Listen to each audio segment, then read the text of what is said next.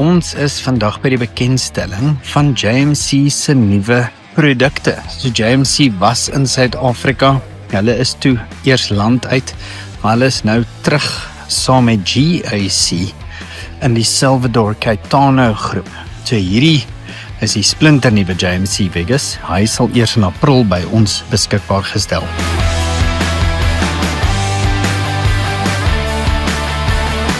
Die volgende produk wat hulle vir ons gewys het is 'n JMC Vegas Plus. Nou JMC Vegas Plus is hulle enkel kajuit bakkie, doodgewone 2 liter turbo diesel met 'n handrat. Eintlik heel ordentlik. Ons het met die dubbelkajuit bakkies bietjie 4x4 gery. Hier is die dubbelkajuit weergawe van JMC se Vegas Pro. So hierdie is die dubbelkajuit 4x4 weergawe waarmee ons bietjie in die bos rondgery het. Vegas Pro 2 liter turbo diesel met 'n 8-spoed wringkrag omsitter outomatiese ratkas. Die binneruim beslis nie sleg nie, lekker ruim. Ja, hier is 'n paar stukkies harder plastiekie, sitvlak is effens kort.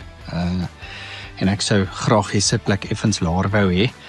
Hier met hierdie JMC Vegas Pro 4x4 praat ons van R499,000. So onder R500,000 vir 'n 4x4. Is dit moontlik genoeg om vir GWM se P300 oor aan te sit?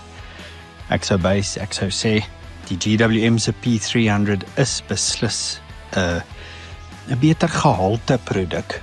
Dit het 'n kuiergas daar in die vorm van 'n kameelperd. So, JMC is terug in die land. 2 liter diesel, handrat in die enkel kajuit model, outomaties. 'n Relatiewe goeie laaibakkie agter. Dis 'n netjiese bakkie.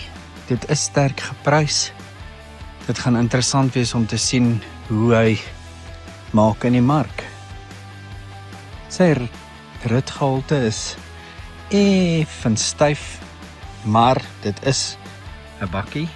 Dit bly 'n bakkie wat moontlik as 'n werkesel ook gebruik gaan word. So lyk die binneruim voor.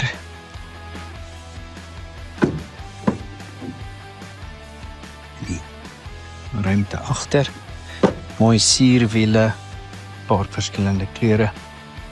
Heel netjies, die 4x4 weergawe maak gebruik van wat hulle noem 'n Eaton locker of 'n ewenaarslot. Ons het nie mal 4x4 aangedurf nie, maar dit wat ons met die karretjie aangevang het, was heel voldoende. Ek dink hierdie JMC Vegas is beslis nie 'n slegte produk nie.